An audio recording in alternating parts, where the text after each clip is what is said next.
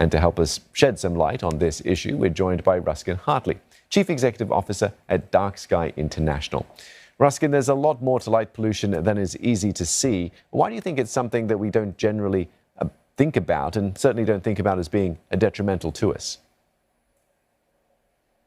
Well, thanks for having us on, Steve. I think the fundamental issue here is, for 4.5 billion years, the planet is one of the basic cycles of the planet has been the bright days and the dark nights, and we have really disrupted that over the last 150 years. I think we're all drawn to light. We love light. We appreciate it. It enables us to do so much at night. But more and more scientists are telling us all of the unintended consequences that has on all living things on the planet.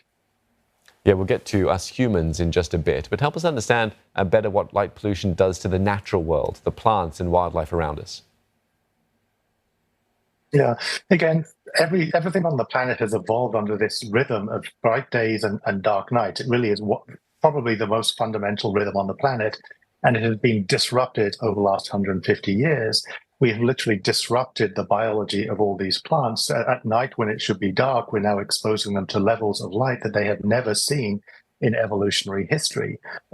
Your piece mentioned it's disrupting moths that are many pollinators. It's drawing birds off their migration path, and millions, and not billions, are dying in our brightly lit cities every year. It's also impacting plants. Crop yields are impacted under high levels of light pollution. Literally every single thing that scientists have studied has had detrimental impacts from the effects of light pollution. It certainly is far-reaching and good to learn more about it. If we come back to humans, though, and perhaps on a smaller scale, a more personal scale, such as lights from electrical devices that might be on or flickering while we're sleeping, does that also have a detrimental effect? Yeah, this is much more than just the artificial light at night, the street lights, the billboards, etc. It is how we're living our lives today. So many of us come home in the evening, and rather than maybe unwinding with a book, I'm guilty of this, we turn on our screens and we're scrolling through our phones, and that light is actually changing the rhythm of our biology. It's disrupting our circadian rhythm. I am here at the moment in Taiwan. Taiwan is a very light polluted island, and it also has very high levels of insomnia amongst the population. Now, I'm not saying it's a one-to-one correlation. It's not the only reason for the insomnia, but many of the diseases that modern society we know are linked and related to high levels of light pollution, both from what's happening outdoors and also how we're living our lives indoors at night. And this light pollution is a byproduct, in a way, of sort of advancement and progress, isn't it? Not just urban centers and populations growing, but technology also making it cheaper to produce more light sources. So there's really no going back, is there? Well, I think there is. I think there is. And this is not about turning off all the lights, to be clear, and turning off all the lights all the time. This is about just being thoughtful and considerate about the way that we use light at night to meet our genuine needs, whilst also respecting the natural world and our human environment around us. Many cities, I was in Shanghai a few days ago, and for instance, the city of Shanghai turns off many of their colorful and dynamic lights, those incredible light shows that they have at 10 p.m. So as an example where you have it on when you need it, and you turn it off and people start to go back to bed. And by doing that, I think we can both save energy, we can protect the environment, and we can support better public places for everyone. So what more than that, then? What should governments and urban planners be thinking about when doing when it comes to light pollution, particularly in urban centers? Cities such as Tokyo or Hong Kong, for example, are the worst offenders when it comes to light. Yeah, I think if we look at the data, what's been happening is while populations have clearly been growing, light pollution has been outstripping the rate of population growth.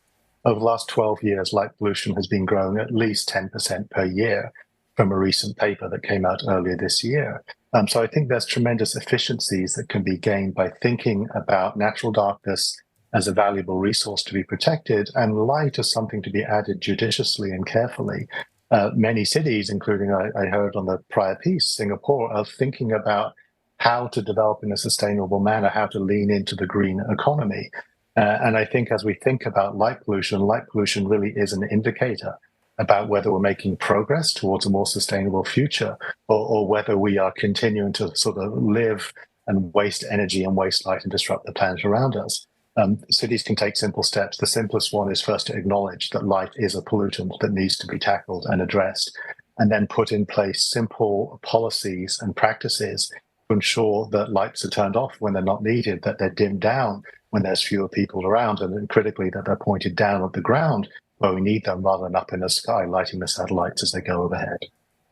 And what's your short, medium, and long-term outlook for light pollution, and what will be the biggest implications that we should be keeping in mind? Well, in the short term, I mean, the challenge is it's running away. It's running away at 10% per year. It is literally out of control. I think in the medium and longer term, what we're seeing is growing global awareness that it is an issue, and we're seeing cities and communities coming together to say that they want to address them. Some are small cities. I recently visited China, in Shenzhen, one of the largest mega cities in the world. One of their municipalities, one of the townships, Dichong, recently became the first international dark-sky community in mainland China. And cities like Shanghai and others are recognizing and starting to take steps by turning off the lights when fewer people are around. So we're starting to see cities take those steps. And my hope is within a decade, we've been able to demonstrate that we have been able to reduce this incredible growth of light pollution, start to turn it around. And people are recognizing that addressing light pollution, reducing it over time is part of a green, sustainable economy. All right, thank you very much, Ruskin, for your time this morning. Ruskin Hartley, the Chief Executive Officer at Dark Sky International.